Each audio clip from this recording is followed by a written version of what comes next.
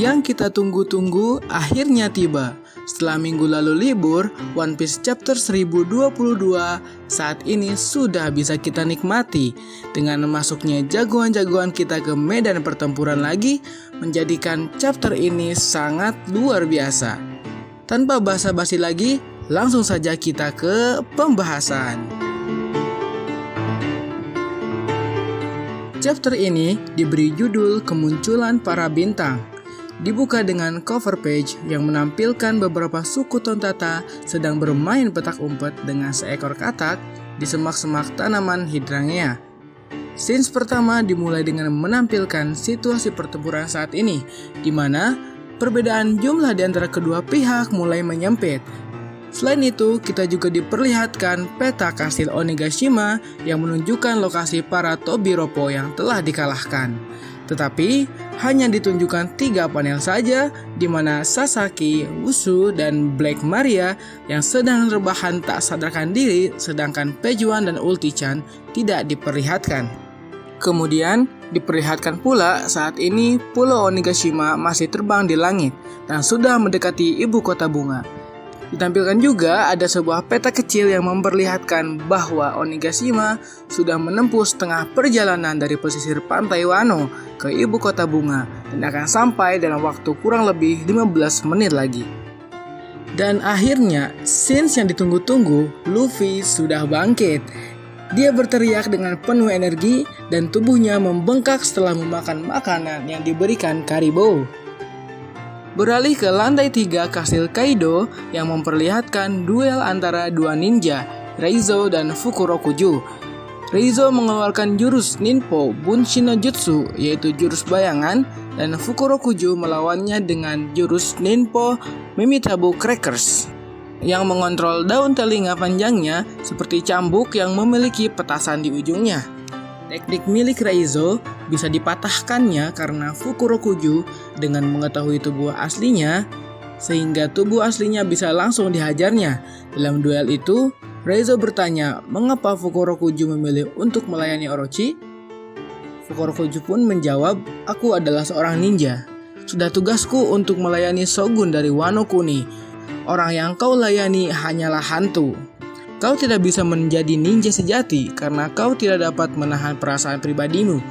Reizo menjawab bahwa tindakan yang dilakukan para Akazaya merupakan tindakan yang tulus karena kami membawa perasaan di dalamnya. Kami mati bersama Tuan Oden pada hari itu. Apa yang kau lihat sekarang hanyalah hantu yang akan mewujudkan mimpi Tuan Oden. Yang kami lakukan bukanlah kewajiban, tapi dorongan dari perasaan kami. Malam hari Kaido dan Orochi akan segera berakhir dan fajar akan menyinari Wano Kuni saat Tuan Momonosuke menjadi shogun di negeri ini. Selagi Reizo berbicara, kita melihat para Akazaya lainnya sedang bertempur. Kinemon, Asura Doji, dan Okiku tepar dan masih rebahan di tanah. Apakah mereka sudah mati? Kita tunggu saja kelanjutannya. Scenes kemudian berpindah lagi ke kastil milik Kaido yang memperlihatkan pertarungan Killer dan Hawkins dalam bentuk manusia jeraminya. Meskipun telah terbunuh berulang kali, Hawkins bisa bangkit lagi karena mengorbankan nyawa orang lain. Killer bertanya, "Berapa nyawa yang kau simpan?" Hawkins menjawab, "Tidak banyak yang tersisa." Kemudian Killer menusuk Hawkins dan dia malah tertawa. Hawkins berkata, "Aku memang tidak punya nyawa tersisa. Tapi pertanyaannya, nyawa siapa yang tersisa itu?" Sis berpindah ke lantai 2 memperlihatkan Lau dan Kid sedang bertarung melawan Big Mom. Tiba-tiba Kid terjatuh dan mendapatkan luka tusukan di dadanya. Sis berpindah kembali ke pertarungan Killer dan Hawkins lagi. Hawkins berkata jika Killer membunuhnya maka Kid akan mati di tangannya. Scenes berpindah lagi memperlihatkan kondisi di panggung utama kastil Kaido. King dan Queen dalam bentuk hibridnya meluluh lantakkan semua gifter yang berkhianat. Arena panggung utama dipenuhi dengan kobaran api. King diperlihatkan sedang meremas kepala gifter bertangan 4 dengan semua tangannya yang terbakar. Marco sudah kehabisan tenaga dan tidak bisa menghentikan mereka lagi. Di sisi lain, Sanji mencoba melawan King dan Queen namun malah terpental. Dia berteriak kepada Chopper dan Miyagi, apabila obatnya tidak bekerja pada Zoro, sebaiknya mereka mundur saja. Miyagi berkata obat itu memerlukan waktu untuk aktif, karena kondisi Zoro yang lumayan parah. Sekali lagi, Sanji mencoba masuk ke pertarungan dan berhasil menendang wajah Queen. Sementara itu, King mencoba menghampiri Zoro. Di arah lain, Perospero mencoba menembak Sanji dengan permennya karena dendam kepada Sanji yang telah menghancurkan pesta pernikahan. Akan tetapi, Nekomamushi lebih dulu datang dengan sangat cepat dan menghajar wajah Perospero, membuatnya terpental dari panggung utama dan menabrak beberapa batu di dekat jembatan. Di sisi lain, Chopper, Miyagi, dan Tristan berlari membawa Zoro yang digotong oleh beberapa samurai. Tiba-tiba, King muncul di hadapan mereka dan mencoba menyerangnya dengan bola api Andon. Marco datang dan mencoba menahan serangan King dengan teknik Fushi Azami, yang merupakan teknik yang sama saat menahan serangan Kizaru di Perang Marineford. Marco berkata, pada zaman dahulu ada ras yang dapat menciptakan api dan hidup di atas Red Line, King the Fire. Apakah mungkin kau bagian dari mereka?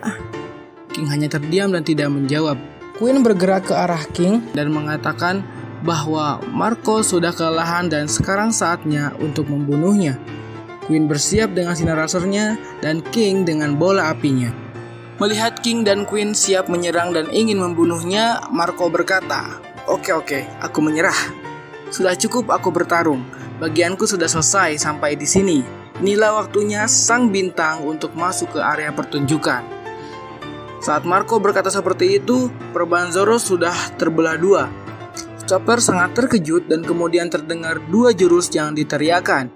Zoro dengan Santoryu Rengoku Onigiri dan Sanji dengan Double Jumbo Mutun Shot. Pada halaman terakhir, Zoro dan Sanji bersamaan menyerang Queen dan King. Zoro berkata, jika kita memenangkan pertempuran ini, kemudian Sanji menambahkan, aku sudah bisa melihatnya. Dan mereka bersamaan berkata, Luffy akan segera menjadi Raja Bajak Laut.